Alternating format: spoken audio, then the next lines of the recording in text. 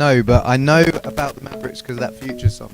There he goes, balling like the March Madness, like I'm playing for the Mavericks. Like I'm playing for the Mavericks. You know what? You actually almost had me crying today. Not you personally, but your video, because you went over to Liberia, and I watched that video.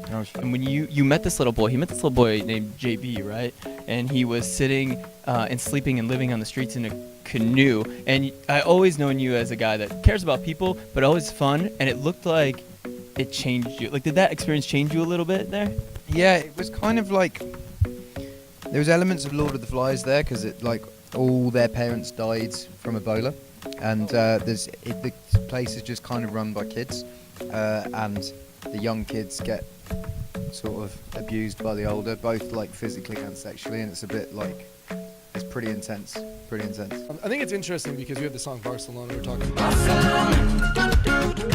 about like how you're impacting feeling for people. Where does like music's responsibility come with healing? I don't think there's any responsibility. I think I basically make songs for myself, and then other people take what they need from them. I think you know, like I made Thinking Out Loud for me, and now it's lots of other people's first dance at weddings and first kisses, and sometimes we have people propose to it at gigs, and then the song belongs to them. You talk about how like you feel like a guitar and you can change the world, and even your album Divide. You know, that's one of the lines you use. We could change this whole world with a piano, add a bass, some guitar, grab a beat, and away we go. If you believe it, do you think that music should be unifying people, especially now in terms of like how divided people are? Not so much music, but I think music can help you love, and I think love can unify. I think, yeah. 8 months ago, you said, "I'm winning all the Grammys this year. This is Ed Sheeran's year." Do you still feel that way 8 months later? No, I think it's different. Like Kendrick's released an album that's pretty amazing and has done really well in the States. For me, it wasn't necessarily America. It was more like I wanted this to be my year worldwide. Through the Grammy performances, I got to play with like Beyonce before, and do like the Beatles tribute in front of Paul McCartney, Ringo Starr. Those are my favourite to do the performances, because those are things you remember the awards, but the fact I got to sing a Stevie Wonder tribute with Beyonce and Gary Clark Jr.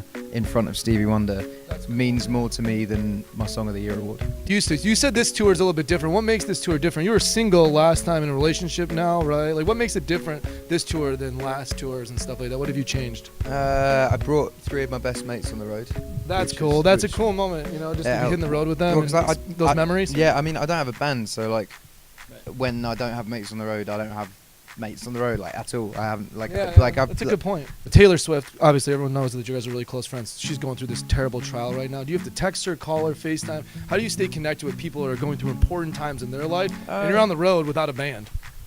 I messaged her about the trial, but I never thought she'd ever lose. Like, I was just kind of like, well, of course it's ridiculous that it's going to trial, of course you win, and it did get thrown out. So was she ever nervous that she wasn't going to win? Like, between the two of you, was she nervous? I didn't ask her that, but like, honestly, you've seen the pictures.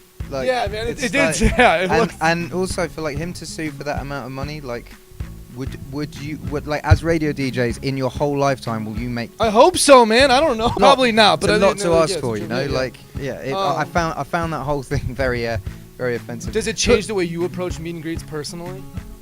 No, because like if you grab my ass, like it's different. You know? Can we grab? Yeah, of your course ass? you can. Okay. Let's do Okay. It. All right. Cool. Before we wrap up, I'd like to just put a. I didn't get to do it. Oh, come on.